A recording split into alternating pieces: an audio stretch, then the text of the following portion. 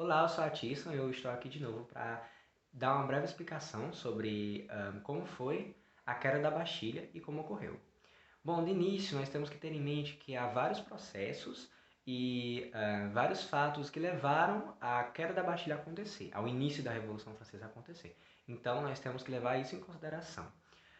Um dos motivos pelo qual aconteceu foi a aceitação da proposta de Necker ao sistema da Assembleia dos Estados Gerais. É, no mínimo, duvidoso um rei que não queira perder seus privilégios aceite uma proposta que futuramente os tirasse.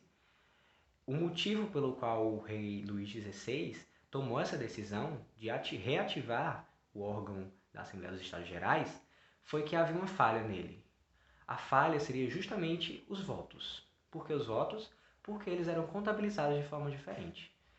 Os votos eles não eram contabilizados por deputados, e muito menos por quantidade de pessoas por cada classe ou estado. Mas sim, os votos eram contabilizados pela quantidade de estados. Cada estado teria seu voto para a tomada de decisões. Nós temos 3 estados, 2 deles que faziam parte da sociedade mais rica, porém a menos populosa, e o terceiro estado, que faria parte da população mais pobre, porém com maior quantidade de pessoas. E mesmo o terceiro estado tendo maior quantidade de pessoas, o voto era único, porque o estado representava o voto. Então, a maior vantagem do rei Luís XVI durante esse período foi a luta entre os 2 primeiros estados, os estados que basicamente resumiam bem os privilégios, e o terceiro estado, que estava lutando por igualdade, mas não conseguia justamente pelo impedimento dos 2 primeiros estados. Então, basicamente, durante 2 meses ocorreu essa luta, essa panelinha que ocorreu entre esses 2 estados contra o terceiro estado, e que impediu, basicamente, a reunião e a representatividade que Necker tentou impor. Agora, a única saída para o povo francês seria a reformulação do processo de votação.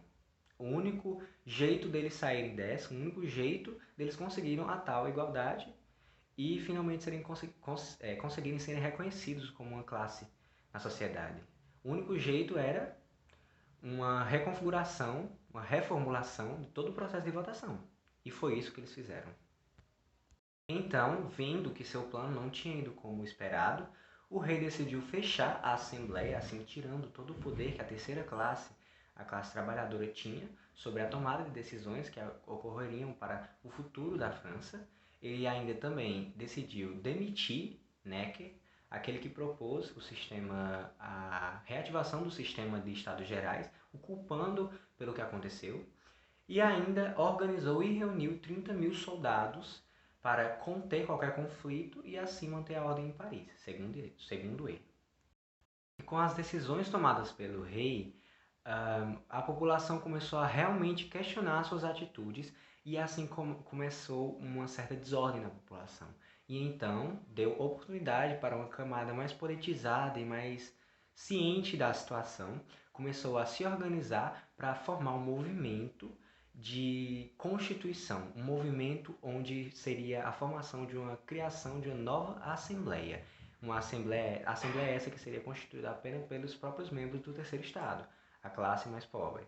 Então, podemos até destacar 2 pensadores da época, grandes figuras históricas, Jean-Jacques Rousseau e Immanuel Kant, 2 pensadores que foram a base da corrente filosófica para que a Revolução Francesa de fato acontecesse. São esses ideais de liberdade, justiça e igualdade que levaram os membros do terceiro estado, da Assembleia, a criarem uma nova Assembleia e assim uma nova Constituição. Eles costumavam se reunir em uma quadra, onde as pessoas se reuniam, uma quadra comum, onde os habitantes se reuniam, e eles começavam a discutir o que seria implantado e o que não seria. E lá mesmo eles decidiram criar um novo juramento, o juramento do jogo de Pella, que levou o nome da quadra. O juramento basicamente consistia em que quem o fizesse, quem o realizasse, estaria disposto a ficar reunido à Assembleia até que uma nova Constituição fosse formada para a França. E após muitas assembleias, eles também decidiram limitar o poder do rei. E não só isso, mas também criar uma nova guarda nacional controlada apenas por eles.